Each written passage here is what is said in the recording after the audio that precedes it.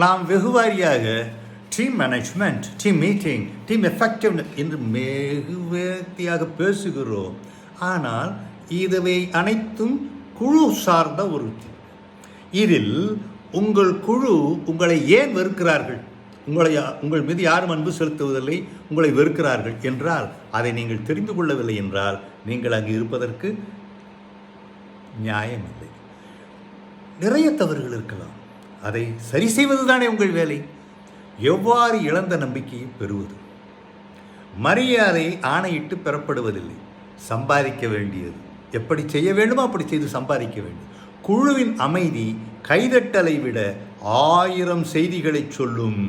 அதில் கவனம் தேவை. நீங்கள் பேசும் பொழுது வேண்டுமென்றே சிலர் கையை தட்டவில்லை அல்லது அந்த கையை ஒலிக்கும் சத்தம் உங்களுக்கு கேட்கவில்லை. என்ன அர்த்தம்?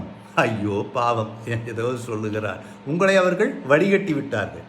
என்ன செய்ய வேண்டும் என்றும் எப்படி செய்ய வேண்டும் என்றும் ஒவ்வொரு தடவையும் நீட்டி முழக்கக்கூடாது.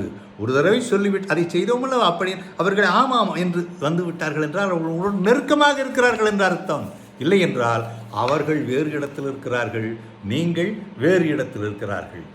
எப்பொழுதுமே அடுத்தவர்கள் சொல்வதை கேட்கவில்லை என்று சொன்னால் நாம் அவர்களை இழக்க வேண்டியிருக்கும். அதனால் அவர்கள் என்ன சொல்கிறார்கள் என்பதை கேட்க வேண்டும். ஆனால் அதை அப்படியே செய்ய வேண்டும் என்று செய்ய யாருமே சொல்லவில்லையே.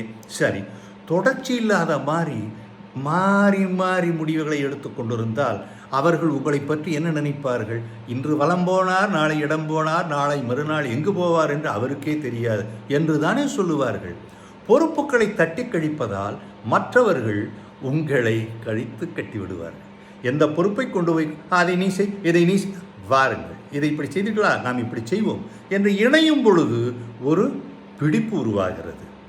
பிடித்தவர் பிடிக்காதவர் என்ற பாகுபாடு உங்களையே தின்றுவிடும்.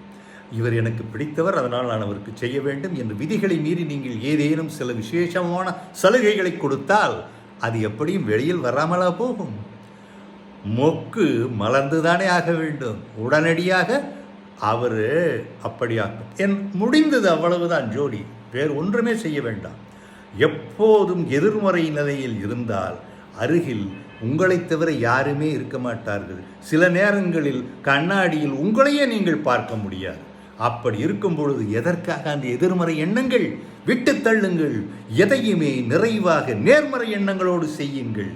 கருத்தை சொன்னாலும் கதை சொன்னாலும் கேட்காமல் இருக்கிற இடத்தில் நீங்கள் சொல்வதை எவரும் ஒன்றும் செய்ய முடியாது, கேட்டுக்கொள்ளவும் மாட்டார்கள்.